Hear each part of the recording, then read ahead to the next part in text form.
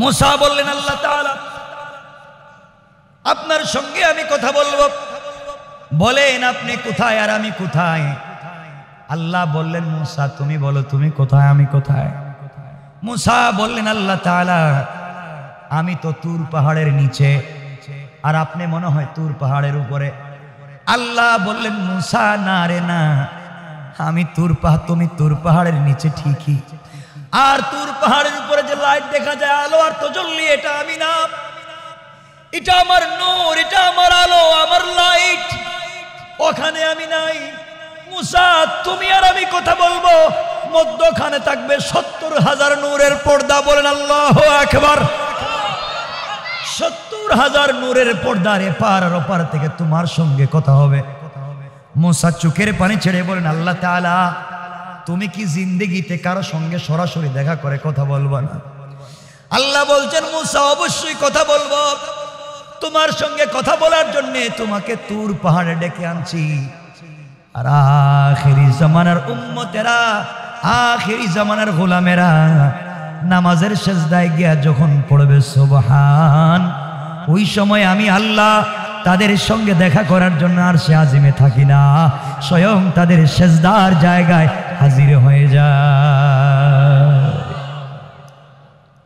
রফতার নাম যে তোমার সিজদার জায়গায় হাজির হয়ে যায় মিন হাবলিল ওয়ারিদ গলার রগের চাইতে আরো কাছাকাছি চলে আসে সে রবকে আপনি আমি জানি না সে রবকে আপনি আমি চিনি না আল্লাহ বলছেন গোলাম কথা দিলাম তুই শুধুমাত্র কেবলমাত্র আমার কাছে চাইবে তোর সকল সমস্যার সমাধানের জিম্মাদার আমি আল্লাহ সব সমস্যার সমাধান দিব এই জন্য আমার বন্ধুগণ আমি যে শেষ আয়াত পড়েছি ওই আয়াতে আল্লাহ বলছেন ইন্নাহা সাআত মুস্তাকাররাও ওয়া মুকামা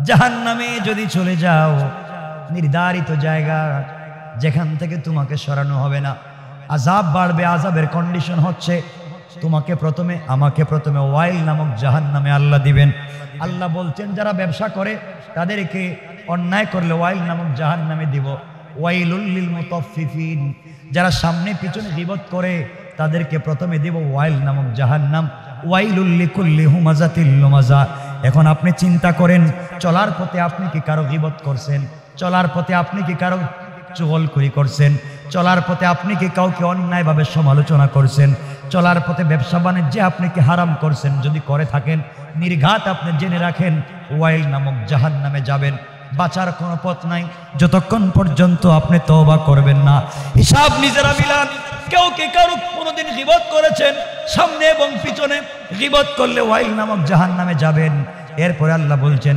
আল্লাযী জামাআ মালান ওয়া আদ্দাদা যারা সম্পদ জমা করে এবং গণনা করে তারা ওয়াইল নামক জাহান্নামে যাবে আল্লাহ রাব্বুল ইজ্জাতুল জালালের পরে বলছেন তাদেরকে ওয়াইল নামক জাহান্নামে শুধু রাখবো তা না এরপরে আল্লাহ রাব্বুল ইজ্জাতুল জালাল বলেন তাদেরকে আমি হুতামায় দিব ওয়া মা আদরাকা মাল হুতামা ইয়া রাসূল আপনি কি হুতামা সম্পর্কে জানেন আমি তাদেরকে প্রথমে ওয়াইলে দিব এরপরে হুতামায় দিব হুতামা কোন জিনিস আল্লাহ লাস্টের দিকে বললেন ফি আমাদিম মুমাদ্দাদা হুতামা ওই জাহান্নাম যেখানে জ্বালানো হবে আমাকে আপনাকে জ্বালানো হবে জ্বালানোর পরে চামড়া জ্বলে যাবে গোশত জ্বলে যাবে হাড্ডি জ্বলে যাবে কিন্তু মানুষের রূহ মরবে না আল্লাহ বলছেন ফি আমাদিম মুমাদ্দাদা লম্বা শিকল দিয়া বেঁধে রাখবো লম্বা রশি দিয়া বেঁধে রাখবো ওগুলা হচ্ছে ১ নম্বরে ওয়াইল ২ নম্বরে দিবেন হুতামা ওখান থেকে বের করবেন এরপরে যেন ওয়াইলুল লিল মুতাফফিফিন আল্লাহ বলছেন ওখান থেকে বের করব বের করে দিব সিজ্জিন নামক জাহান্নামে দিবেন ওখান থেকে বের করবেন বের করে আল্লাহ রাব্বুল ইজ্জাতুল জালাল আর সামনের দিকে নিয়ে যাবেন ওই জাহান্নামের নাম জাহিম থেকে বের করবেন মনে করবেন না আপনাকে শান্তি দিবেন আল্লাহ শুধু আযাব বাড়াবেন আল্লাহ বলছেন গোলাম রে জাহান্নামের আযাব হবে এমন কঠিন আর বাঁচতে যদি চাস দুনিয়ার জমিনে 2 রাকাত সালাতকে যদি কন্টিনিউ করতে পারো কয় রাকাত বলেন না 2 রাকাত সালাতকে যদি কন্টিনিউ করতে পারো প্রতিদিন চালায়া নিতে পারো আমি আল্লাহ কথা দিলাম দুনিয়ায় তোমাকে হেফাজত করব, আর ইন্তেকালের পরে বিনা হিসাবে জান্নাতের ওয়াদা দিলাম। সুবহানাল্লাহ, জোরে পড়েন। কয় রাকাত? মানে 2 রাকাতের কথা বলবো? বলেন না, 2 রাকাতের কথা বলবো মাত্র। কয় রাকাত বলছি? জীবন কামিয়াব। কি চান আপনারা বলেন তো? কি চান?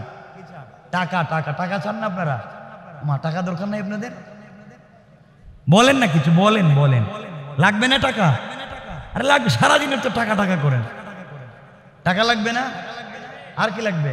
একটা বাড়ি, বিশাল একটা বাড়ির দরকার, duplex, ornaments, jewellery, stylist, education আপনার সন্তানের লাগবে, স্ত্রীর লাগবে। এগুলোর দরকার নাই? বলেন না কেন দরকার? এত পরিশ্রম করেন না? আল্লাহ বলছেন সব বাদ দে আর আমার কাছে আয়, আর আমারে ডাক দে, কথা দিলাম সব মরার আগে দিয়ে দিই। সুবহানাল্লাহ বলে। কয় রাকাত পড়লে পারবেন তো ইনশাআল্লাহ? কারণ আপনারা বলবেন আপনি পাইলেন কই 2 রাকাত? মনে রাখবেন এই 2 রাকাতটা বলে দিতেছি। মাত্র কয় রাকাত? প্রথম রাকাতে পড়বেন কুল ইয়া আইয়ুহাল কাফিরুন, আর দ্বিতীয় রাকাতে পড়বেন কুল হুয়াল্লাহু আহাদ। এই 2 রাকাত শেষ। 2 রাকাত নামাজ। এই নামাজ পড়লে কি হয় আপনাদেরকে এটাই বুঝাইয়া দিয়ে এই আয়াতের আলোচনা শেষ করে দিই, আর লম্বা করব না।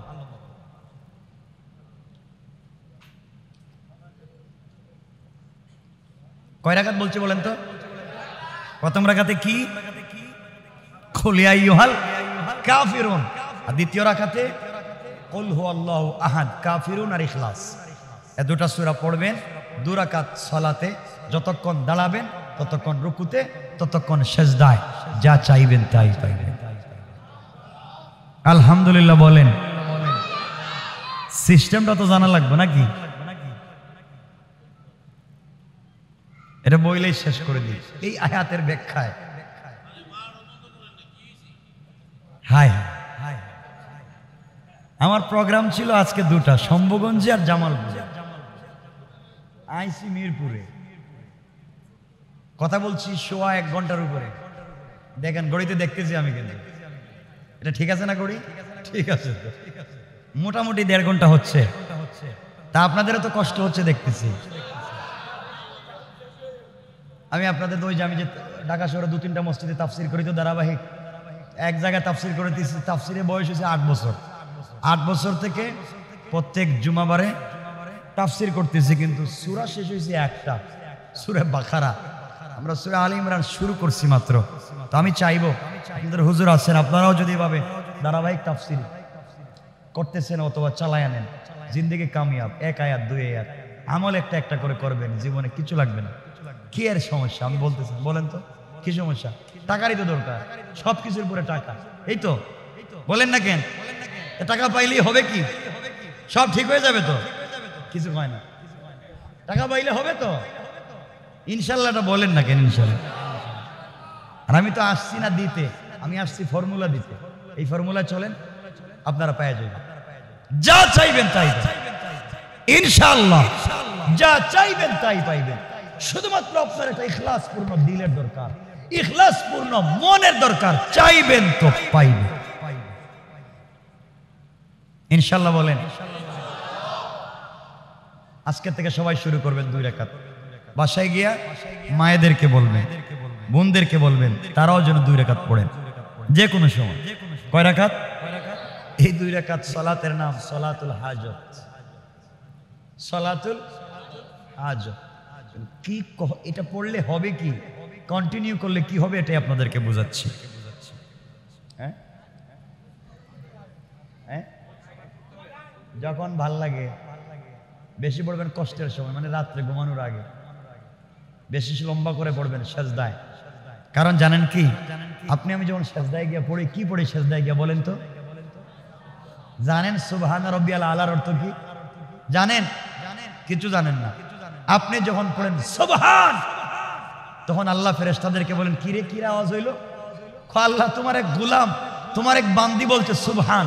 মানে কি? আল্লাহ সে বলতে চায় তুমি পবিত্র আর সে অপবিত্র। সে বলতেছে তুমি পবিত্র সত্তা। আল্লাহ বলেন তাইলে কি সে আমার দেখছে? আল্লাহ দেখে নাই, না দেখা রাত্রে সেজদায় পড়ে বলতেছে সুবহান। আল্লাহ বলছেন সাক্ষী থাক সাব্বাহতানি, অবশ্যই আমি পবিত্র। আর গোলাম গভীর রাত্রে না দেখা যখন বলছে সুবহান, আমি আল্লাহ বলছি সাব্বাহতুকা, গোলাম তোকেও বানাইয়া দিলাম পবিত্র। কোন সুবহান। বুঝেন না তো? গোলাম যখন পড়ে আলা, ফেরেশতাদেরকে আল্লাহ বলছেন কি বললো? আল্লাহ বলছে আলা মানে কি? আপনি নাকি মহা বড়। ওরে আমার দেখছে কোনদিন আমি কত বড়? আল্লাহ দেখে নাই তো, না দেখে বিশ্বাস করছে আপনি বড়। আল্লাহ বলছেন যে গোলাম না দেখা মাটিতে সেজদায় পড়া, আমি আল্লাহকে বলছি আলা, আমি স্বীকার করলাম আলাইতানি, অবশ্যই আমি বড়। আর গোলাম বিপদে পড়া আমাকে বড় বলবার কারণে আমি আল্লাহ বললাম আলাইতুকা, গোলাম দুনিয়ায় তোকে বানালাম বড়, আর মরার পরে দিলাম বিনা হিসাবে জান্নাতুল ফেরদাউস। কোন সুবহান। এই হচ্ছে সুবহান রাব্বিয়াল আলা। তা তো জানেনই না। রবকে চিনতে পারলেন। 2 মিনিট একটা কথা বলে দেই, ডোন্ট মাইন্ড। যুবক যারা আছো, প্রেম করো না? বলো না ঠিক ঠিক কিছু কয় না, এরা তো ভালো মানুষ দেখা যায়। আমি কেন বলতে চাই কথা বোঝাবার জন্য। প্রেম করো, ভালো কথা। হারাম পথে গিয়েছো, জাহান্নামের দিকে যাচ্ছ। কিন্তু কি বলতে চাই দেখো, তুমি যার সাথে প্রেম করেছো, তোমার গার্লফ্রেন্ড খুব সুন্দর, খুব স্মার্ট, খুব স্টাইলিস্ট, খুব এডুকেটেড পারসন, খুব স্পেশাল সুন্দর, তার কথা অনেক সুন্দর। আরে বুকা, তুমি ভুল জায়গায় প্রেম করেছো। যার সাথে প্রেম করে রাত্রেবেলা ঘুমাও না, সারা রাত জেগে কথা বলো, মোবাইলের চার্জ শেষ, মোবাইলের ব্যালেন্স শেষ, কথা শেষ হয় না। এই মেয়ের সাথে প্রেম করতে গিয়া মা বাপকে দেখতে পারো না, আত্মীয় স্বজনকে দেখতে পারো না, পড়ালেখাকে সব বাদ দিয়া তুমি এখন ফেন্সিডিল ইয়াবার বোতল নিয়ে ঘুরো। বুকা, এই মেয়েটা ঘুম থেকে ওইটা তোমার চাইতে টাকাওয়ালা, তোমার চাইতে সুন্দর যদি আরেকটা যুবককে পায়, তোমাকে ভুলে যাবে। কথা বলেন, ভুলে যাবে। ভুল জায়গায় প্রেম, ভুল জায়গায়। যেই বোনের একটা ছেলের এডুকেশন দেখে, সুন্দর স্মার্টনেস দেখে, আর তার চাকরি দেখে প্রেম করেছে, তারা জানে না এই যুবকও তার অফিসের কথা বলে কোনো একটা মহিলাকে নিয়ে পার্কে ঘুরাইতেও পারে। বলেন না কেন? তুমি যার সাথে প্রেম করে রাত্রবেলা ঘুমাও না, তুমি জানো এই মেয়েটা মইরা গেলে 32 ঘন্টার ভিতরে তার চামড়ার থেকে বের হবে পোকা। কি বের হবে? বের হবে না। আপনি আজকে মইরা যান, আমি আজকে মইরা যাই, আমি যদি প্রেম করি, যার সাথে প্রেম করলাম সে আমার কবরে যাবে? আপনার মা বলেন, বাবা, কেউ যাবে? সব দেখো। রব বলেছেন গোলাম আমিও প্রেম করি, তোমরাও প্রেম করে রাত্রেবেলা ঘুমাও না। আমি আল্লাহ প্রেম করে রাত্রেবেলা ঘুমাই না, আমি সারা রাত তোদের জন্য জেগে থাকি। আল্লাহ বলছেন লা তাখুযুহু সিনাতুন ওয়ালা নাওম। গোলাম আমিও তো তোর প্রেমে পাগল, আমিও তো ঘুমাই না, সারা রাত জাগ্রত থাকি। আমার কাছে আরশে আজিম আছে, আমার কাছে ইল্লিয়িন আছে, আমার কাছে জান্নাতুল ফিরদাউস আছে, আমার কাছে বাইতুল মামুর আছে, আমার কাছে সিদরাতুল মুনতাহা আছে। এত এত ফেরেশতা, কাউকে আমার ভাল লাগে না। আমি সারা রাত সজাগ থাকি, কখন জানি আমার গোলাম আমাকে একটাবার সুবহান বলে ডাক দিবে, আমি তার প্রেমে পাগল হইয়া আমি আরশে আজিম থেকে তার ঘরে হাজির হয়ে যাই, ঘরে হাজির হয়ে। আপনি তো সেই রবকে ডাকতেই পারেন। এর জন্য আমার নবীকে মাঝে মাঝে ডাকতেন, আল্লাহ ডাকতেন তো আমাদেরকে শিখাইয়া দিলেন প্রেম করবা কার সাথে। দেখো নবীজিকে মাঝে মাঝে আমার আল্লাহ ডাক দিতেন, ইয়া আইয়ুহাল মুদাসসির ইয়া আইয়ুহাল মুজাম্মিল কুম ফানজির ওয়া রাব্বাকা ফাকাব্বির ওয়া সিয়াবাকা ফাতাহির। ও চাদরওয়ালা চাদর খুলো, কম্বলওয়ালা কম্বলের নিচ থেকে বের হও। ও মুহাম্মদ আমার বন্ধু, তোমার স্ত্রী খাদিজাকে নিয়ে ঘুমাইতেছ, তোমার খাদিজা তোমার স্ত্রী, আমি তোমার রব তোমার বন্ধু। একটাবার আমার কথা মনে পড়ে না? খাদিজাকে কম্বলের নিচে শোয়াও, আয়েশাকে কম্বলের নিচে রাখো, ফাতেমা দেখতেছে না, ঘুম থেকে চুপি চুপি উঠো। আমার একা একা ভাল লাগে না, তোমার সাথে আমার প্রেম। তুমি ঘুমিয়ে থাকবে, আমি সজাগ থাকবো, সহ্য হয় না। ঘুম থেকে উঠো, সেজদায় পড়ো, দেখো আমি তোমার ঘরের দরজায় দাঁড়াইয়া আছি, দাঁড়াইয়া। তার নাম রব। কেমনে বুঝাই তোমাকে, সে রব দাঁড়াইয়া তোমাকে ডাকতেছে আর ডেকে ডেকে বলছে আলা আমি মুস্তাগফিরিন ফাগফির আলা। তুমি নাকি গুনাহ করে ফেলেছো না, জেনা করে ফেলেছো, তুমি নাকি অন্যায় করে ফেলেছো, মদ খাইছো, লজ্জায় কাউরে বলতে পারো না, দরকার নেই কাউরে বলেন আমারে খ, কেউ জানবার আগে মাফ করে দিবে বলেন। এই ঘটনা অনেক ঘটনা আছে, বনি ইসরাইলের এক ঘটনা এভাবে আছে, এটা লম্বা ইতিহাস। একটা যুদ্ধেই তালুত হারছেন, পরাজয় বরণ করছেন এমন একটা জিনার ঘটনার কারণে। যাক, হাজারো ঘটনা ইসলামের ইতিহাসে আছে। সুতরাং আল্লাহর কাছে চাইতে হবে। কার কাছে? কার কাছে? কয় রাকাত সালাত পড়বো প্রতিদিন? 5 ওয়াক্ত তো পড়বেনই, আর কমপক্ষে প্রতিদিন। এটা আমার বাস্তব লাইফ থেকে বলছি, আমার বাস্তব লাইফ। এই 2 রাকাত সালাত যদি আপনারা পড়েন, আমি জীবনে যত বিপদের সম্মুখীন হয়েছে, যত বিপদ বলা দেশে এবং বিদেশে, আলহামদুলিল্লাহ সুম্মা আলহামদুলিল্লাহ, সালাতুল হাজত একটা অ্যাটম বম, মনে রাখবেন, সিকিউরিটি গার্ড। আল্লাহর প্রতি বিশ্বাস রেখে যদি বের হয়ে যান, কসম আল্লাহ পাকের জাতের, গাড়ি অ্যাক্সিডেন্ট করে সব মরে গেল, আপনি বেঁচে গেলেন। এই কথাটাই আপনাদেরকে বুঝায়। লোকমান হাকিমের নাম শুনছেন? হাকিম লোকমান নবী ছিলেন না? না ছিলেন? নবী না, নবী না, একদম বুজুর্গ, আল্লাহওয়ালা, ভালো মানুষ, ভদ্র মানুষ। কিন্তু লোকমান হাকিম এত চরিত্রবান ছিলেন, তার কথার এত দাম ছিল, আল্লাহ এই হাকিম লোকমানের কথাগুলাকে কোরআনে কারিমের ভিতরে কোট করে দিয়েছেন। সুবহানাল্লাহ। তার নাম দিয়ে সূরা বানায়া দিয়েছে লোকমান। আমি যেটা বলতে চাই, হাকিম লোকমান খুব সুন্দর ছিলেন না। পৃথিবীর 4 জন কালো মানুষ ছিলেন, কালো, ঠোঁট মোটা, পাও ফাড়া, দাঁত বাইর হয়ে যায়, দেখতে চোখ ছোট, মানে একজন মানুষকে অসুন্দর লাগতে যা যা লাগে সব এই 4 জন ব্যক্তির মধ্যে ছিল। এই 4 জনের একজনের নাম হাকিম লোকমান। এত মানে অসুন্দর, বিশ্রী, কিন্তু আল্লাহর কাছে দামি। আল্লাহর কাছে কি না দামি নাই? বেলাল কেমন লোক? কালো না? হাবশি, কালো, হাবশিও, গোলামও, কৃতদাসও। এর মতো জিব্বার মধ্যে আলা জিব্বা একটু একটু বাড়ে দিত, কথা ঠিক মতো বলতে পারতেন না। এত এত কিছু থাকতে আল্লাহ রব্বুল ইজ্জতুল জালাল তার পায়ের আওয়াজ, তার খড়ম পায়ের জুতার আওয়াজ, রসুল মেরাজে যেদিন জান্নাতুল ফিরদাউসে গেলেন, গিয়া শুনেন বেলাল হাঁটতেছে জান্নাতের ভিতরে। আর বুখারী হাদিস, আখরাজান নাসাই মিন তরিক যুহরি আন উরওয়াতা আন আয়েশা, লম্বা হাদিস। রসুল গিয়া দেখেন বেলালের পায়ের আওয়াজ শোনা যায়, এমনি এমনি যায় নাই, এমনি এমনি যায় নাই। যাই হোক, এজন্যে হাকিম লোকমান এমন একটা লোক ছিলেন। একদিন তার সন্তানদেরকে নিয়ে বসছেন, ছেলেদেরকে পরামর্শ দিচ্ছেন, ওসিয়ত করতেছেন, উপদেশ দিচ্ছেন, বাবা এক কাজ করো, ঠিক মতো সালাত পড়ো, মা বাবার খেদমত কইরো, আল্লাহর প্রতি বিশ্বাস রাখো, শিরিক কইরো না, হারাম খাইও না, বেইনসাফের পথে চইলো না। ওয়াজ করতেছে কারে? কথা বলেন না কেন? কে করতেছেন? হাকিম লোকমান। লোকমান হাকিম নিজের সন্তানদেরকে ওসিয়ত করতেছেন। তো সব ছেলে কি শুধু জি জি বলবে নাকি? বলেন না কেন? এরা দাঁড়ায় গেছে, আব্বা আপনার সব কথা মানি, সব ওয়াজ নসিহত মানি, কিন্তু আমারে আপনি একটা ব্যবসা দিতে হবে, ব্যবসা, আমি ব্যবসা করতে চাই। কি করতে চায়?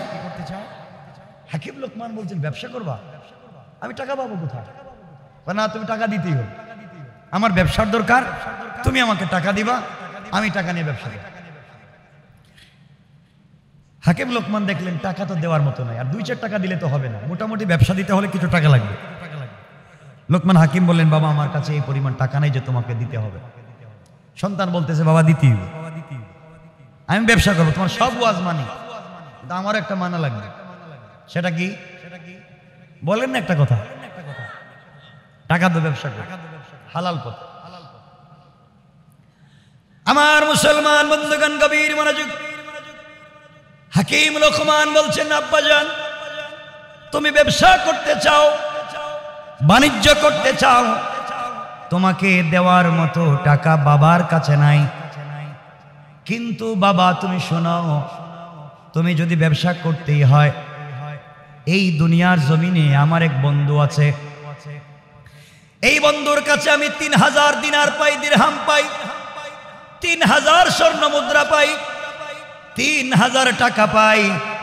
বন্ধু আমার কাছ থেকে ঋণ নিয়েছে, ঋণ দেয় না।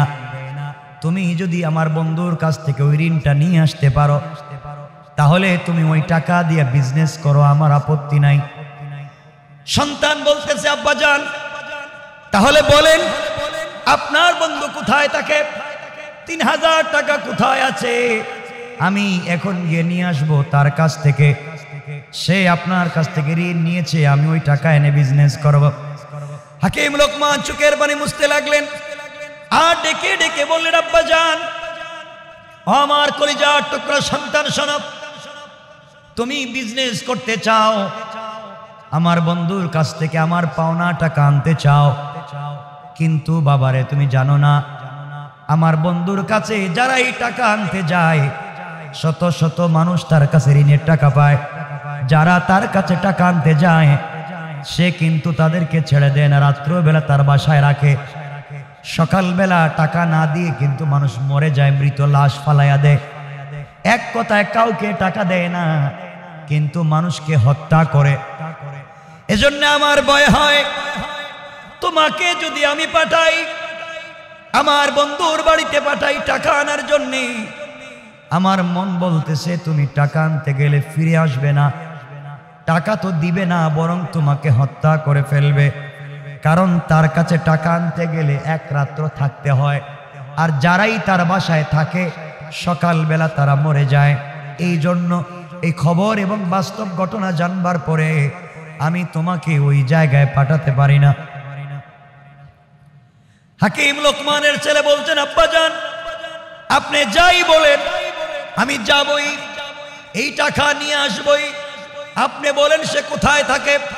হাকিম লোকমান বললেন, আব্বাজান তাহলে শোনো, তুমি যদি টাকা আনতে যাও তাহলে নির্ঘাত তোমার মৃত্যুর আশঙ্কা আছে, পদে পদে তোমার মৃত্যুর হুমকি আছে, যে কোনো সময় তুমি মরে যেতে পারো, এই জন্যে তোমাকে আমি ছেড়ে দিতে চাই না। লোকমান হাকিমের ছেলে বলছেন, আব্বাজান বুঝাইয়া বলেন কি হবে। হাকিম লোকমান এবার বলছেন, বাবা শোনো, তুমি যদি টাকা আনার জন্য আমার ঘর থেকে বের হয়ে যাও, আমার বন্ধুর বাড়ি কাছাকাছি না, মোটামুটি 100 থেকে 150 মাইল দূরে আমার বন্ধুর বাড়ি। একটা সাগরের পারে চরের মধ্যে 2 তলা বিল্ডিং বানাইয়া থাকে। তোমাকে যেতে হলে বিশাল মরুভূমি পার হয়ে যাওয়া লাগবে। মরুভূমির পরে গ্রাম পাইবে, একটা এলাকা, একটা দেশ, এরপরে আমার বন্ধুর বাড়ি। ওখানে গিয়ে তুমি টাকা আনতে যাইবা, কিন্তু রাস্তায় তুমি পদে পদে বিপদের সম্মুখীন হয়ে যেতে পারো। আব্বাজান বলেন, তো কি বিপদ হতে পারে? হাকিম লোকমান বলছেন, বাবা শোনো বিপদ কি হতে পারে। এই বলে হাকিম লোকমান বলতে লাগলেন, বাবা শোনো, তুমি যখন ঘর থেকে বের হয়ে যাবা, যাওয়ার সময় তুমি হাতের মধ্যে প্রয়োজনীয় খাবার নিয়ে যাইও। দীর্ঘ পথ সফর করবার সময় রাস্তায় কোনো খাবার পাবে না, শুধু মরুভূমি আর জঙ্গল। এই জন্য পর্যাপ্ত পরিমাণ খাবার নিয়ে যাইও, তোমার ব্যাগের মধ্যে পানি নিয়ে যাইও। কিন্তু বাবা ঘর থেকে বের হয়ে যাওয়ার পরে তুমি যেই পানির বোতল আর মশক নিয়ে যাবে, দীর্ঘ পথ কিছুদিন পথ চলবার পরে বিশাল বড় মরুভূমি আছে, এই মরুভূমিতে তুমি চলতে লাগবে। মরুভূমির বালি আর পাথরগুলো এত গরম, এই গরমে তোমার বোতলের পানি গরম হয়ে যাবে, এত গরম হবে তুমি হাত দিতে পারবে না, পান করতে পারবে না।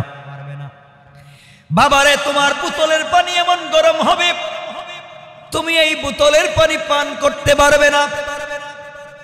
এই সময় তোমার প্রচুর তৃষ্ণা লাগবে, পানি ছাড়া তোমার বাঁচবার কোনো পথ নাই।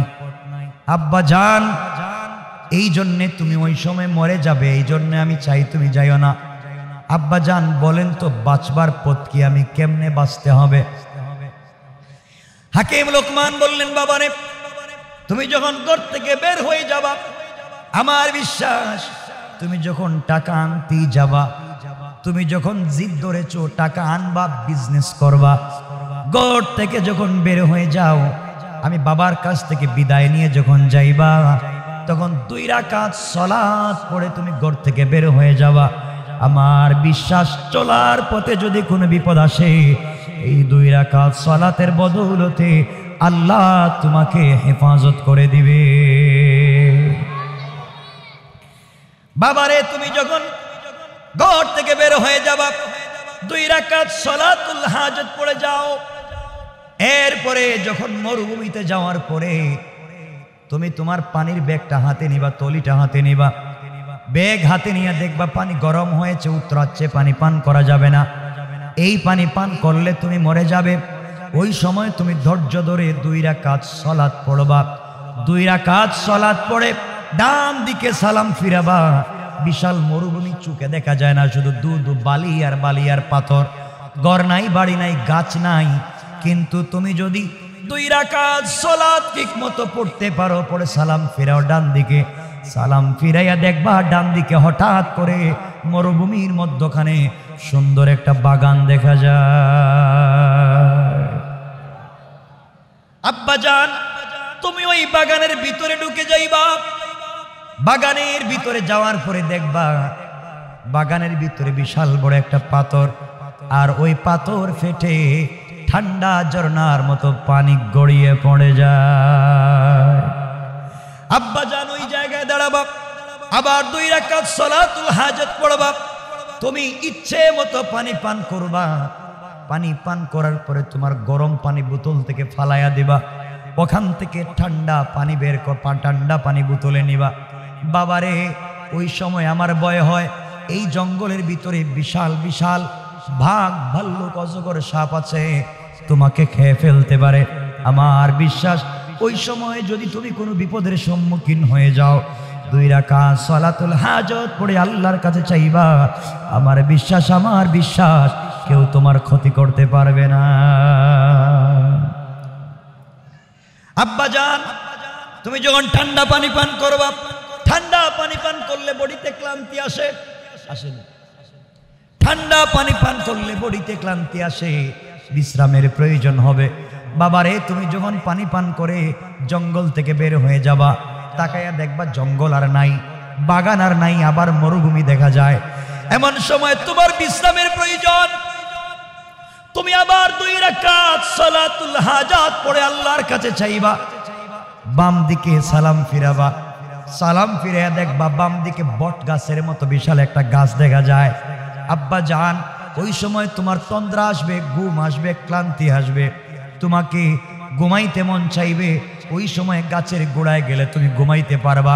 কিন্তু বাবারে, তোমার পায়ে ধরি, বাবারে তোমাকে বুঝাইয়া দেই, তুমি গাছের গোড়ায় যাইও না, কারণ গাছের গোড়ায় গেলে বিশাল বিশাল বিষাক্ত সাপ আছে, ওই সাপগুলা তোমাকে খেয়ে ফেলবে। গাছের গোড়ায় বিশ্রাম নিতে গেলে তোমাকে খেয়ে ফেলবে। সন্তান বলছে, আব্বাজান, এত দীর্ঘ লম্বা পথ সফরের মধ্যখানে তাহলে আমি কেমনে চলবো? বিশ্রামের প্রয়োজন। গাছের গোড়ায় গেলে যদি সাপ খায়, তাহলে বিশ্রাম কোথায় নিব? বুজুর্গ আলেম হাকিম লোকমান বলছেন, সন্তান রে, ওই সময় আবার 2 রাকাত সালাতুল হাজত পড়বা, পরে ডান দিকে সালাম ফিরাইয়া দেখবা ওই বট গাছের নিচে একজন মুরব্বী বসে বসে তাসবিহ পড়তেছে। সুবহানাল্লাহ বলুন, সবাই বলেন না সুবহানাল্লাহ। একজন মুরব্বীকে দেখবা গাছের গোড়ায় বসে বসে তাসবিহ পড়তেছে। সে তোমাকে ডাক দিয়া বলবে, বাবা আসো, গাছের গোড়ায় বিশ্রাম নেও। তুমি তার কথা শুনতে যাইও না, গাছের গোড়ায় যাইও না, তোমাকে হত্যা করবে, না হলে সাপ তোমাকে কাটবে। কিন্তু বাবার একটা কথা বলে দেই, এই লোকটা যদি তোমাকে বলে, ওই কথা বলে, বাবা তুমি আমার রানের উপরে মাথা রেখে ঘুমাও, তুমি বিশ্বাস রাখো আল্লাহর উপরে, কোনো প্রাণী পৃথিবীতে তোমার কোনো ক্ষতি করতে পারবে না, এই কথা যদি বলে দে, তার রানে তোমার মাথা রাখবার সুযোগ দে, বাবা তুমি গাছের নিচে গিয়া ওই মুরব্বীর পরামর্শ, এই মুরব্বীর পরামর্শ মতো তার রানের উপরে মাথা রেখে যদি ঘুমায়া যাও, আমার বিশ্বাস কেউ তোমার কোনো ক্ষতি করতে পারবে না। হাকিম লোকমানের ছেলে বললেন, বাবা এরপরে কি? এরপরে বললেন, বাবারে শুনো, তুমি যদি বিশ্রাম করো আর ওই মুরব্বীকে পেয়ে যাও আর বেঁচে যাও, তাহলে তোমাকে সফর করতে হবে। দীর্ঘ পথ চলবার পরে সামনে গেলে একটা গ্রাম পাওয়া যাবে, শহর পাওয়া যাবে। ওই গ্রামে যাওয়ার পরে তুমি আমার পরিচয় দিবা, তুমি বলবা আমি হাকিম লোকমানের ছেলে। এই কথা বললে মানুষ তোমাকে আদর করবে, সোহাগ করবে, আপ্যায়ন করবে, বিশ্রামের জায়গা দিবে। ওই জায়গায় তুমি 3 দিন থাকবা।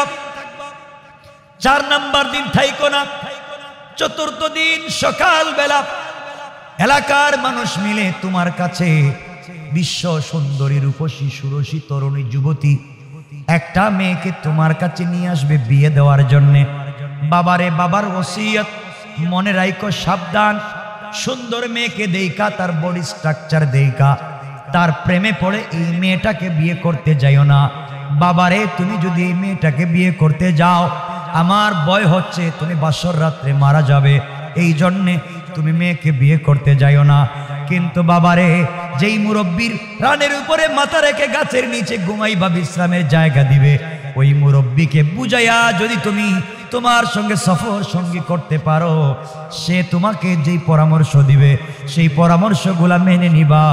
আমার বিশ্বাস, তার পরামর্শ মানলে তোমার কোনো ক্ষতি হবে না। সুবহানাল্লাহ বলেন। বাবারে, তুমি যদি গ্রামে বেঁচে যাও,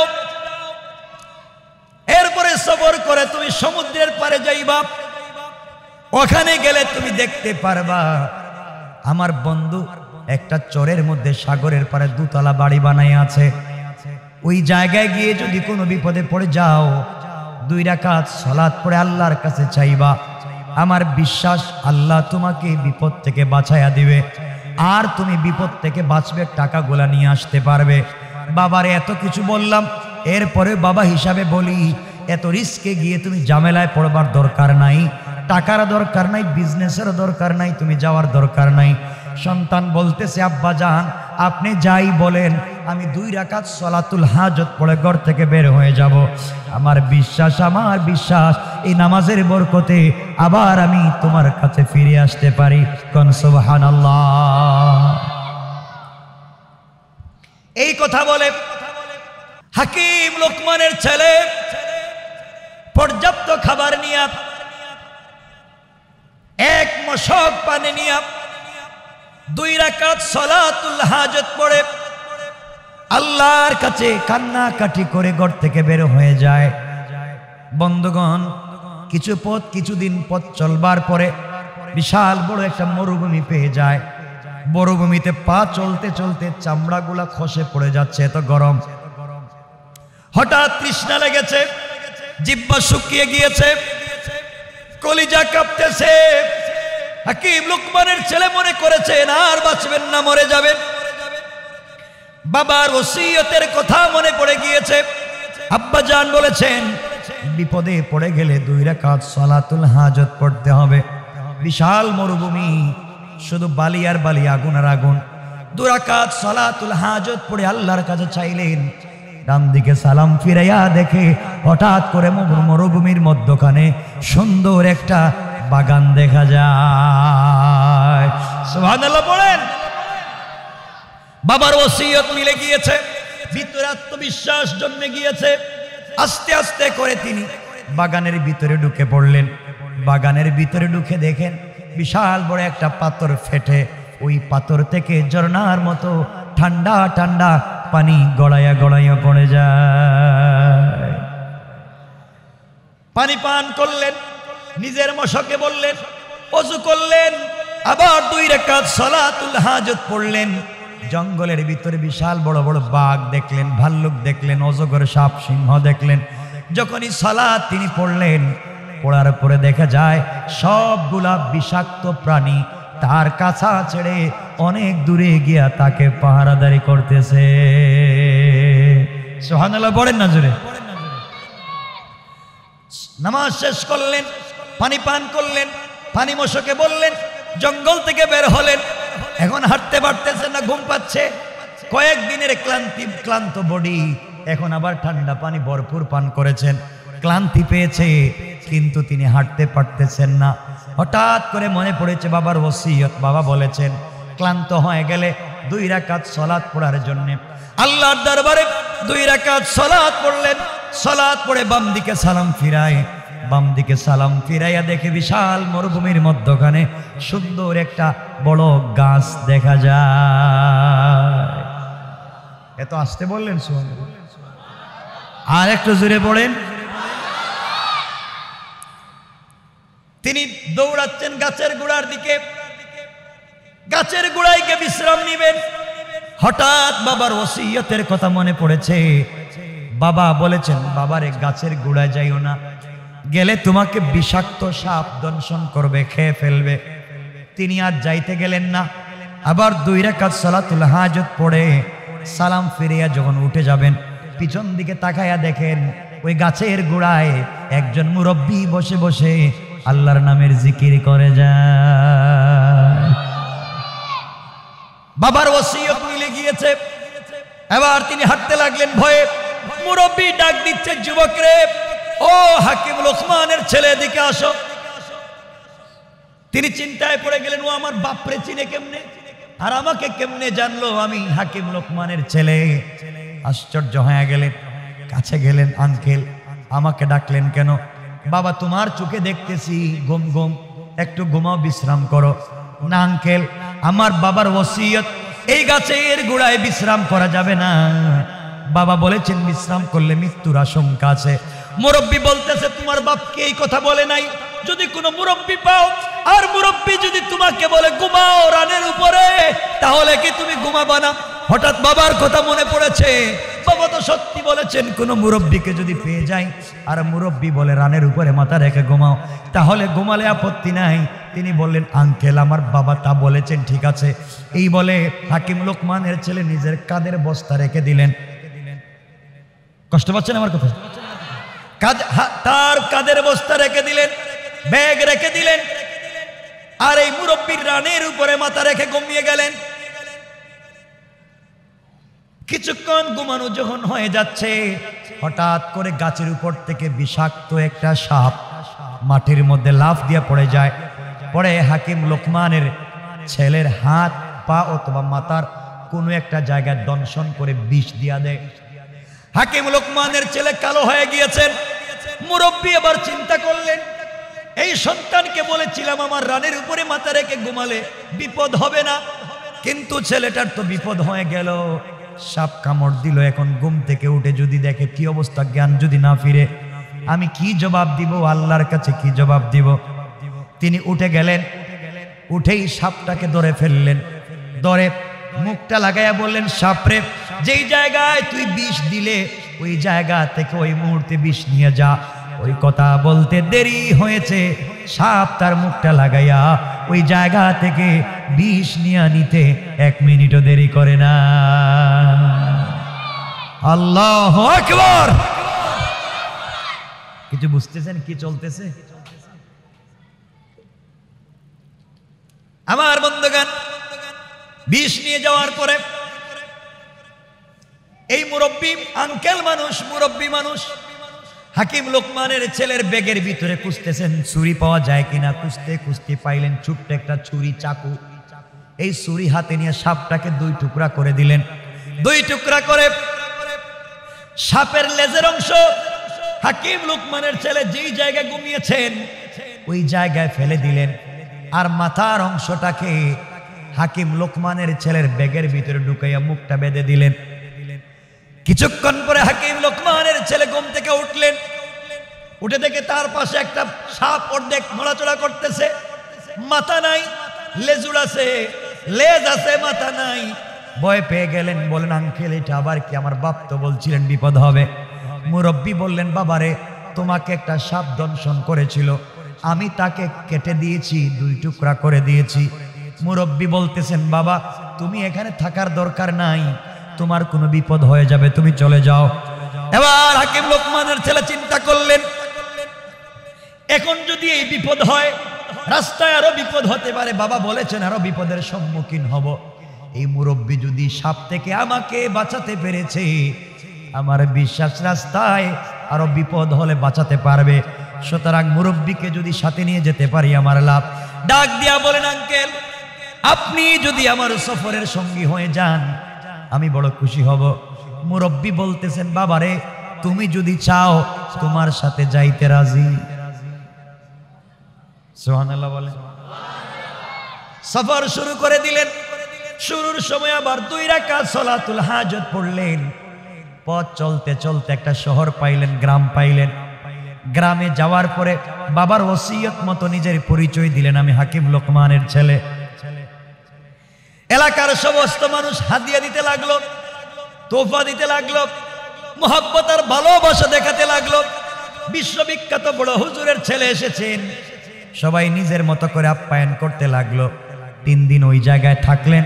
4র্থ দিন যখন সকালবেলা চলে যাবেন, এমন সময় দেখা যায় বাবার ওসিয়ত মতো এক বিশাল বড় এলাকার সমস্ত মানুষ মিলে বিশ্ব সুন্দরী একটা মেয়েকে, যেন চন্দ্রের আলো সূর্যের আলো ফিল হয়ে যায়, এমন বিশ্ব সুন্দরী একটা যুবতী ষোড়শী মেয়েকে অর্নামেন্টস জুয়েলারি দিয়া সুন্দর করে সাজাইয়া, নতুন বধূর মতো সাজাইয়া লোকমান হাকিমের ছেলের কাছে এনে বলছেন, বাবারে তুমি এই মেয়েটাকে বিয়ে করো, নচেৎ যেতে পারবা না। তোমার বাবার সঙ্গে আমাদের সম্পর্ক ছিল, তোমার বাবা এখন আসেন না, তুমি আমাদের এলাকায় এই মেয়েটাকে বিয়ে করো, এর মাধ্যমে তুমি আমাদের এলাকার আত্মীয় হয়ে যাবে, আমাদের এলাকায় থাকতে পারবে। হাকিম লোকমানের ছেলে মেয়েটার চেহারার দিকে তাকালেন। তাকায়া তিনি দেখেন পৃথিবীতে যত মানুষ দেখেছেন এত সুন্দর কোন মহিলা তার জিন্দেগিতে কোনোদিন দেখেন নাই। মেয়েটার প্রেমে পড়ে গেলেন। এই মেয়েটাকে আমি বিয়ে না করলে অন্য কেউ তো বিয়ে করতে পারে, এত সুন্দরী মেয়ে রেখে কি যাওয়া যায়? বিয়ে করতে মন চায়। হঠাৎ মনে পড়েছে বাবার ওসিয়ত, বিয়ে করলে কিন্তু বাসর রাত্রে মরে যেতে হবে, বাঁচা যাবে না। তিনি বললেন, না না আমি বিয়ে করব না, আমার বাবা নিষেধ করেছেন। আবার চিন্তা করলেন, বিয়ে যদি না করি এমন সুন্দরী মেয়েকে তো পাওয়া যাবে না। হঠাৎ মনে পড়েছে আব্বাজান বলেছেন, এমন বিপদের সম্মুখীন হলে 2 রাকাত সালাতুল হাজত পড়তে হবে, মুরব্বির সঙ্গে পরামর্শ করতে হবে, এই মুরব্বি যেই পরামর্শ দিবে সেই মতো চলতে হবে। 2 রাকাত সালাতুল হাজত আদায় করে মুরব্বিকে ডাক দিয়ে বললেন, আঙ্কেল বলেন তো এখন যে বিপদে পড়েছি, বিয়ে করলে তো মরে যাব বাসর রাত্রে, আব্বার ওসিয়ত, এখন কোথায় যাব আপনি বলুন। মুরব্বি বলতেছে, তোমার বাপ কি এই কথা বলে নাই যে কোনো সমস্যায় পড়ে গেলে 2 রাকাত সালাতুল হাজত পড়তে আর আমার কাছে পরামর্শ চাইতে? আঙ্কেল সালাত তো পড়েছি, আপনার কাছে পরামর্শ চাই, আপনি আমাকে একটা ভালো পন্থা বলে দিন। এমন সময় মুরব্বি ডাক দিয়ে বলছে, বাবা আমি বললাম তোমার যদি চয়েস হয় বিয়ে করো, ঝামেলা হলে আমি দেখব। সুবহানাল্লাহ খান, ঝামেলা হলে আমি দেখব। হাকিম লোকমানের ছেলে 2 রাকাত সালাত আদায় করে মুরব্বির কথায় বিয়ে করে ফেললেন। আমার বন্ধুগণ, বিয়ে করার পরে দুজন মিলে রাস্তা দিয়ে বাজারে হেঁটে যাচ্ছেন। এলাকার ছেলে পেলে, এলাকার যুবতী, এলাকার যুবক, ছোট্ট ছোট্ট বাচ্চারা সবাই দেখায়, এই যে যায় পাগল, এই যে যায় পাগল। হাকিম লোকমানের ছেলে বলছেন, আঙ্কেল আমারে সবাই পাগল বলে কেন? দাঁড়ায় গেলেন আর সবাইকে বলছেন, ছেলে পেলে তোমরা বলো তো আমাকে তোমরা পাগল পাগল বলতেছো কেন? সবাই হাসতেছে আর বলতেছে, বুকা ছেলে, তুমি আজকে বিয়ে করেছো যেই মেয়েটাকে, তুমি জানো না এই মেয়েটার তোমার আগে আরো 9টা বিয়ে হয়েছে। কয়টা বিয়ে হয়েছে? হাকিম লোকমানের ছেলে এই কথা শুনে তো আশ্চর্য, মাথায় যেন রক্ত উঠে গেছে। কয় কি এত সুন্দরী মেয়ে, বয়সও তো মনে হয় বেশি হয় নাই। ওরা বলছে 9টা বিয়ে হয়েছে। তিনি বললেন, তাহলে ওর স্বামীগুলা গেল কোথায়? সবাই বলতেছে, বুকা ছেলে, এই মেয়েটার আরো 9টা বিয়ে হয়েছে, আর 9টা স্বামী বাসর রাত্রে মারা গিয়েছে। কোন রাত্রে? সবাই বলেন। বাসর রাত্রে মারা গিয়েছে, ফুলসজ্জার রাত্রে মারা গিয়েছে, 9 জন মারা গিয়েছে, তুমি 10 নাম্বার। আমরা এই জন্য তোমার পিছনে হাসাহাসি করি, তোমার মতো বোকা ছেলে পৃথিবীতে আর নাই। 9 জন মারা গিয়েছে, আজও তুমি মারা যাবে। হাকিম লোকমানের ছেলে ভয় পেয়ে গেলেন। বাঁচার কোনো পথ নাই, এখন তো মরে যাওয়া লাগবে। তারিখে ইবনে জারির তাবারিতে লিখেন, হাকিম লোকমানের ছেলে কান্না শুরু করে দিলেন। 2 রাকাত সালাতুল হাজত পড়লেন। মুরব্বিকে বললেন, আঙ্কেল এখন কি করি? গ্রাম থেকে তো ভাগা যাবে না, গ্রামের মানুষ সিকিউরিটি লাগাইয়া দিয়েছে, ভাগলে খবর আছে, সিকিউরিটি লাগাইয়া রাখছে, এখন ভাগাও যাবে না, জীবনও বাঁচাতে পারবো না, টাকাও পাবো না, বিজনেসও হবে না, বাবার চেহারাও দেখবো না। মুরব্বি পিঠে হাত দিয়া বলছে, যুবক শোনো, হাকিম লোকমানের ছেলে শোনো, বাবারে তুমি 2 রাকাত সালাতুল হাজত পড়ো, আর আমি দেখব ইনশাআল্লাহ তোমার আজকে রাত্রে কোনো বিপদ হবে না।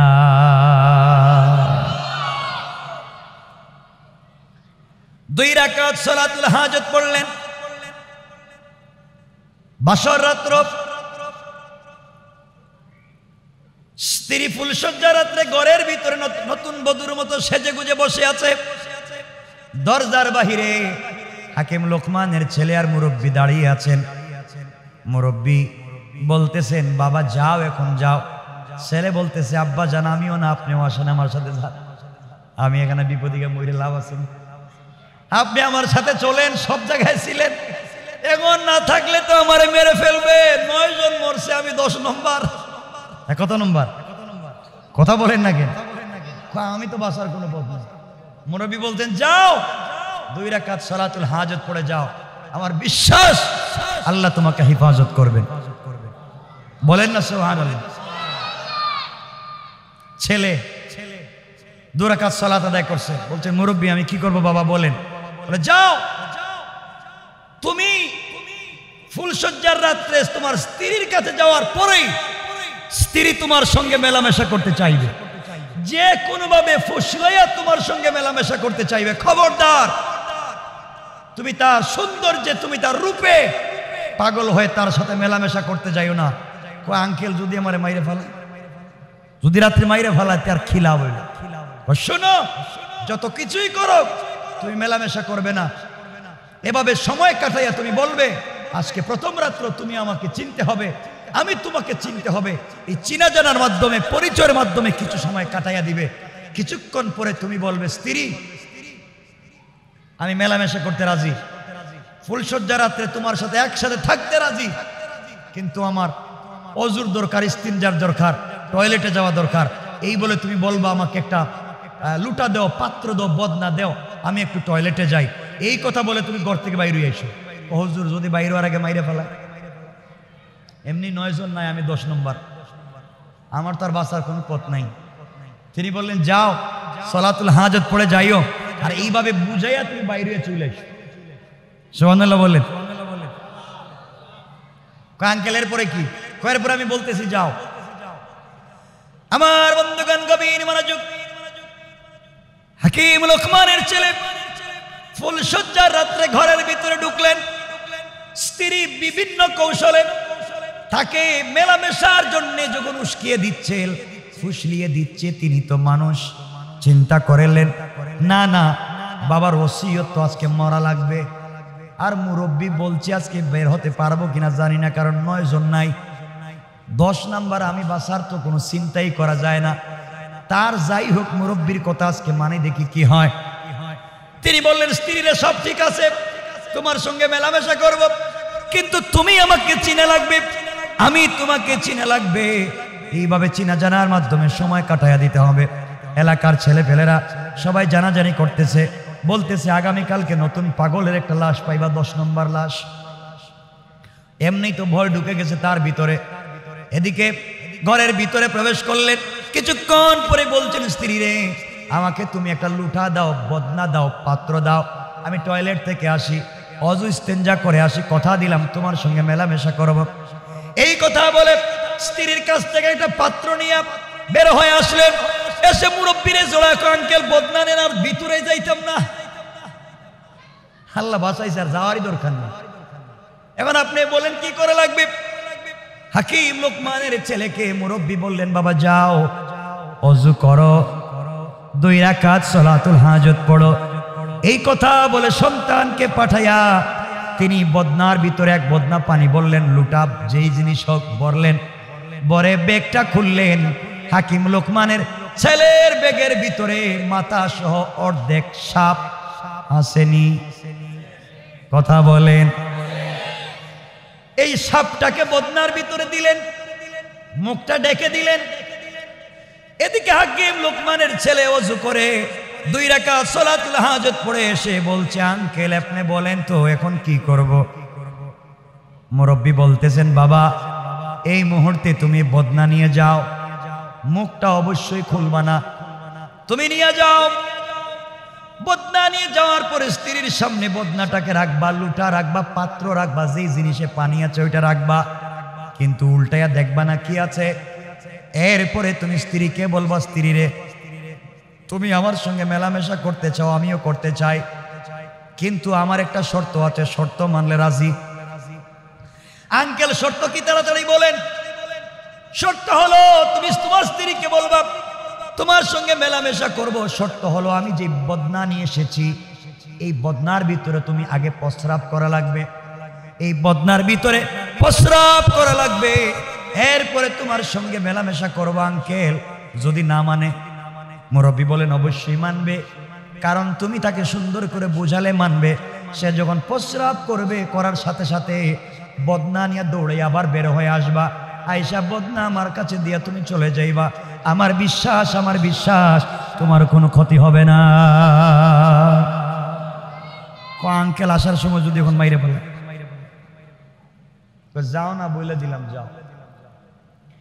হাকিম লোকমানের ছেলে এবার গেলেন, স্ত্রীকে বললেন, স্ত্রী ও স্ত্রী তুমি শোনো আমার কথা, নেও বদনাটা, শর্ত একটাই, তোমার সঙ্গে মেলামেশা করতে আমিও রাজি, আমারও শর্ত আছে, এই বদনার ভিতরে তোমাকে প্রস্রাব করা লাগবে, তাহলেই তোমার সঙ্গে মেলামেশা করব।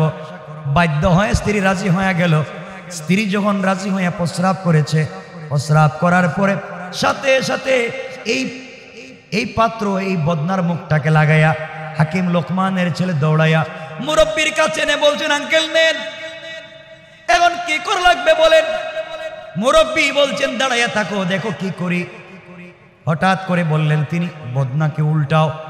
হাকিম লোকমানের ছেলে বদনাকে উল্টালেন, উল্টাতে দেরি হয়েছে, তাকাইয়া দেখেন এর ভিতরে ছোট্ট ছোট্ট বিষাক্ত 2টা মোটামুটি বড় বড় সাপ হয়ে গিয়েছে, আর আরেকটা অর্ধেক সাপ দেখা যায়। হাকিম লোকমানের ছেলে লাফ দিয়ে উঠছেন, চিৎকার করে উঠছেন, আঙ্কেল সাপ আসলো কোত্থেকে? কালো 2টা সাপ দেখা যায়, অর্ধেক সাপ দেখা যায়, ব্যাপার কি বুঝলাম না। এবার হাকিম লোকমানের ছেলেকে মুরব্বি বলতেছেন, বাবা শোনো, এই অর্ধেক সাপ হলো ওই সাপ, গাছের গোড়ায় যে অর্ধেক সাপ দেখেছিলা, অর্ধেক সাপকে গাছের গোড়ায় ফেলে দিয়া বাকি অর্ধেক সাপকে ব্যাগের ভিতরে ঢুকাই দিয়েছিলাম, কাজে লাগবে, আজকে কাজে লাগাই দিলাম। এই বদনার ভিতরে তুমি যখন এসেছিলাম অর্ধেক সাপকে দিয়েছিলাম, তোমার স্ত্রী যখন ওখানে প্রস্রাব করতে বসেছে, দীর্ঘ লম্বা একটা ঘটনা আল্লামা জুলফিকার নকশবন্দি খুতবাতে জুলফিকার নকশবন্দিতে বলেছেন, লম্বা ঘটনা। ওই সময় ওই মহিলার পেটের ভিতরে যে কোনো কারণে হোক 2টা ছোট্ট ছোট্ট সাপ জন্ম নিয়েছে, আর যেই স্বামী তার সাথে মেলামেশা করতে যায় ওই সাপ দংশন করে এই জন্যে মরে যায়। আর আজকে যখন তোমার স্ত্রী ওই জায়গায় প্রস্রাব করতে বসেছে, তখন এর ভিতরে আগে থেকে একটা সাপ ছিল, ভিতরের 2টা সাপ যখন দেখছে ওটার ভিতরে আরেকটা সাপ, মারামারি করে ওই সাপকে মারবার জন্যে তারা বের হয়ে গিয়েছে। এই মুহূর্তে মহিলার মধ্যে কোনো সমস্যা নাই, তুমি এখন মেলামেশা করতে পারো, তুমি আর মরবে না।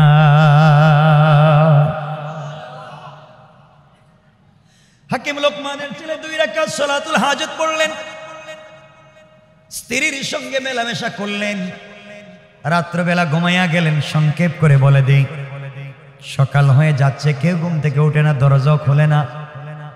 এদিকে যারা লাশ কাটে তাদেরকে কি বলে বলেন না? ডোম। কি বলে? ডোম।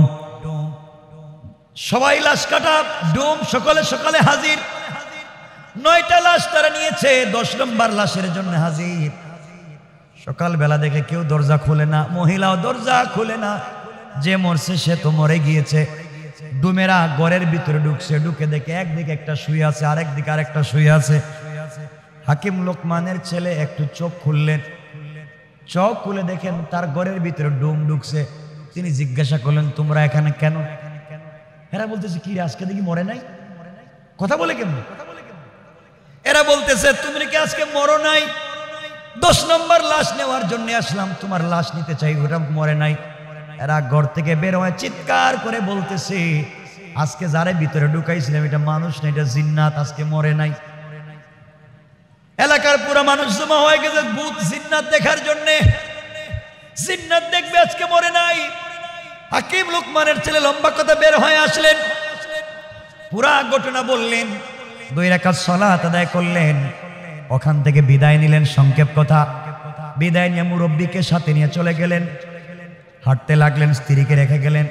তার উদ্দেশ্য হচ্ছে কিয়ামত। কথা বলেন, বাবার টাকা আনা এবং ব্যবসা করা। সফর করতে করতে দীর্ঘ পথ চলতে চলতে পৌঁছে গেলেন সাগরের পাড়ে। গিয়া দেখেন সুন্দর একটা বাড়ি, 2 তলা।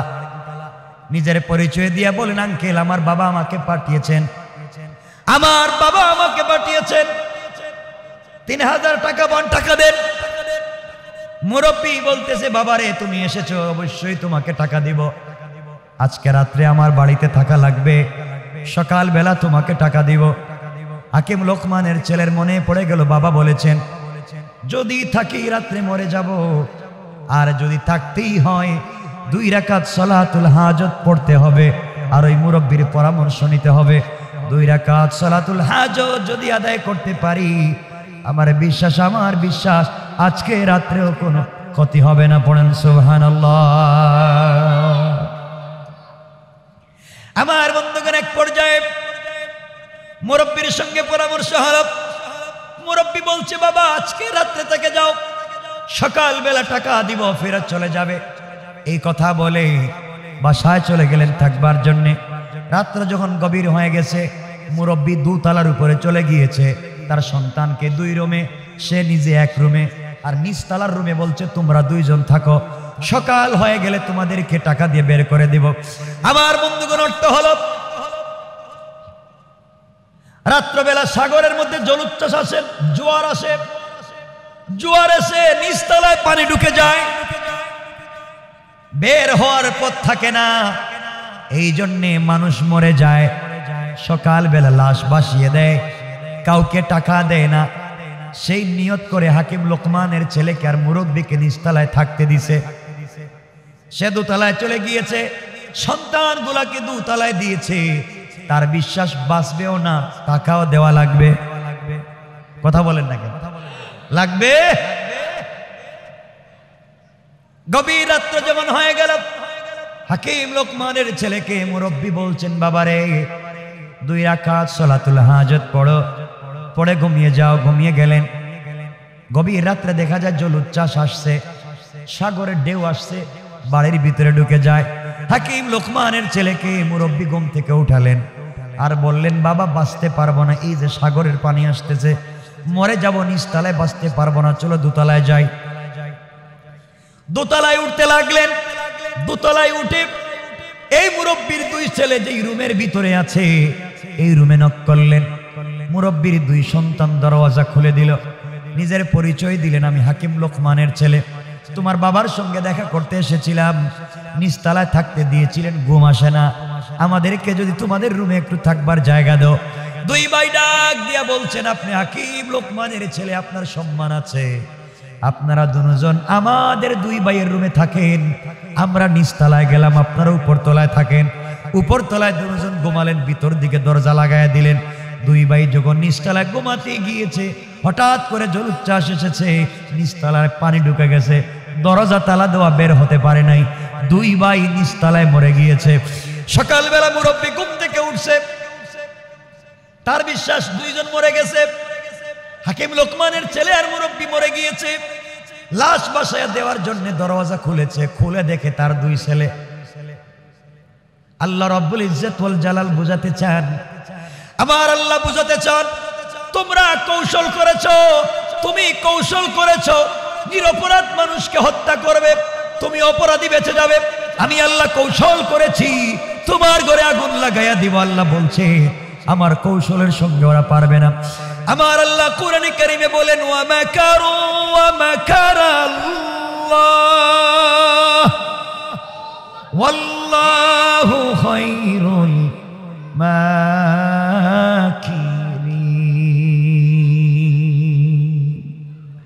আল্লাহ রাব্বুল ইজ্জত ওয়াল জালাল বলেছেন তারা যে কৌশল করে দিনকে মুছে দেওয়ার জন্য, ওরা জানে না আমি আল্লাহর কৌশল কত বড়, আমি আল্লাহর কৌশল আরো বড়।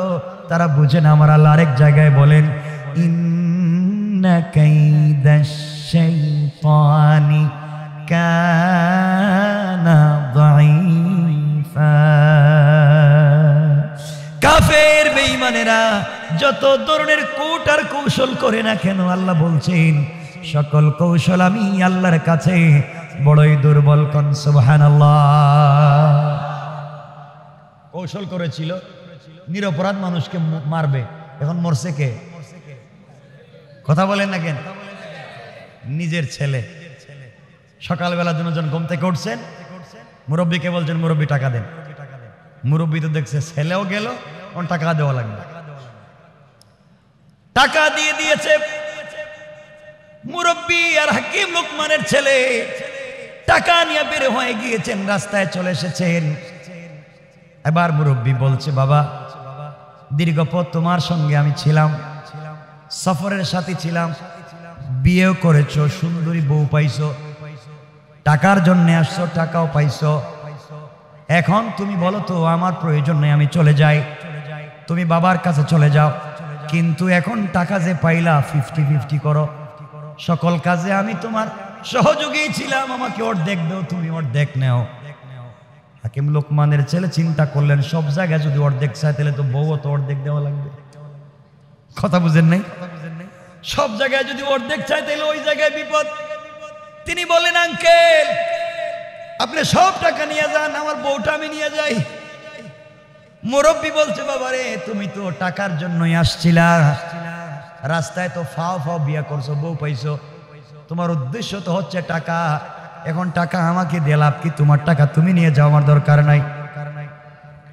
এমন সময় হাকিম লোকমানের ছেলে বলছে আঙ্কেল একটা কথা জিজ্ঞাসা করি, দীর্ঘদিন আপনার সঙ্গে আমি চললাম, আপনি আমার সঙ্গে চললেন, ভালো ভালো পরামর্শ দিলেন, সকল পরামর্শ আমি জয়লাভ করলাম, ঝামেলার থেকে বাঁচলাম।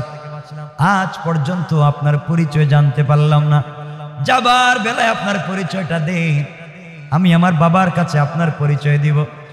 হাকিম লোকমানের ছেলে এই কথা বলবার পরে মুরব্বী মাথার মধ্যে হাত দিয়া বলছেন হাকিম লোকমানের ছেলে রে তুমি আমাকে আসলে চিনবা না, আমার পরিচয় জানবা না, আমি দুনিয়ার সাধারণ কোনো পাবলিক না, মানুষ না, এই দুনিয়ার কোনো মানুষ আমি না।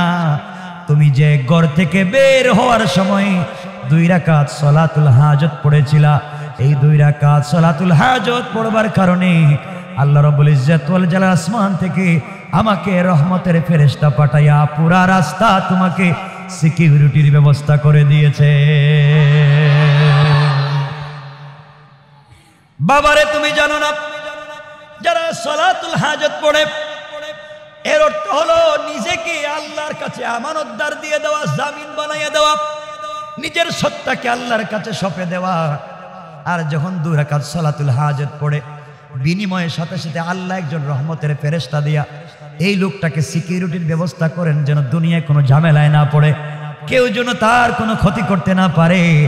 এই জন্যে আল্লাহ রাব্বুল ইজ্জত ওয়াল জালাল আমাকে পাঠিয়েছিলেন, তোমার বাপ আল্লাহর কাছে দোয়া করেছিলেন, এই জন্যে আমি মানুষের সুরত ধরে গাছের গোড়া থেকে এই পর্যন্ত তোমাকে সিকিউরিটির ব্যবস্থা করে দিলাম। বাবারে কথা বলে দিয়ে যায় কিয়ামত পর্যন্ত যদি এইভাবে প্রতিদিন সালাতুল হাজত পড়ো, আল্লাহ এইভাবে কোন রহমতের ফেরেশতা পাঠাইয়া আজীবন তোমাকে সিকিউরিটির ব্যবস্থা করে দিবেন। পড়েন সুবহানাল্লাহ। এই জন্য আমি বলতে চাইলাম আজ যদি আমরা এই 2 রাকাত সালাতুল হাজত পড়ে ঘর থেকে বের হয়ে যাই, দুনিয়ার যত কাজে যাই না কেন, যত জায়গায় যাই না কেন, আল্লাহ বলেছেন গোলাম রে 2 রাকাত সালাতুল হাজত পড়লে মানি তোকে আমার কাছে জামিন বা জিম্মাদার দিয়া দিলে আমি আল্লাহ জিম্মাদার হয়ে যাই, সাথে সাথে স্পেশাল ফেরেশতার মাধ্যমে তোমার হেফাজতের জিম্মাদার হয়ে যাই। পড়েন সুবহানাল্লাহ, আল্লাহু আকবার পড়েন, আল্লাহু আকবার। সুতরাং এতক্ষণে বোঝাতে চাইলাম এই 2 রাকাত সালাতুল হাজতের মাধ্যমে উনি যেইভাবে বাঁচতে পারছেন আমরাও পারবো না ইনশাআল্লাহ। এজন্য আমাদের হচ্ছে সালাতুল হাজত যে কোনো সূরা দিয়ে পড়েন, উত্তম হলো প্রথম রাকাতে কুল ইয়া আইয়ুহাল কাফিরুন, দ্বিতীয় রাকাতে সূরা ইখলাস। এভাবে যদি প্রতিদিন পড়েন প্রতিদিন আল্লাহর কাছে চান, ইনশাআল্লাহ একদিন আপনি কামিয়াব হয়ে যাবেন। পড়েন সুবহানাল্লাহ। 2.5 ঘন্টা হয়েছে নাকি? আর লম্বা করবো না, আর দরকার নেই, রেখে দিয়ে এখানে 11:15 হয়ে গেছে। আপনাদের কষ্ট হচ্ছে দেখতেছি, আরে না আর লম্বা করবো না, 2.5 ঘন্টা হয়েছে, লম্বা না। কারণ কি আমি বলি আসলে সব কথা তো আমি কানে শুনি না, মানে আমার কাছে মাইকের আওয়াজটা আসে না ঠিক মতো, এর জন্য আমাকে জোরে কথা বলতে হয়। হ্যাঁ, যাই হোক, অনেক কথা বলেছি। আজকে আমি এতক্ষণে যা বুঝাতে চাইলাম, মানুষ হওয়া লাগবে। কি হওয়া লাগবে?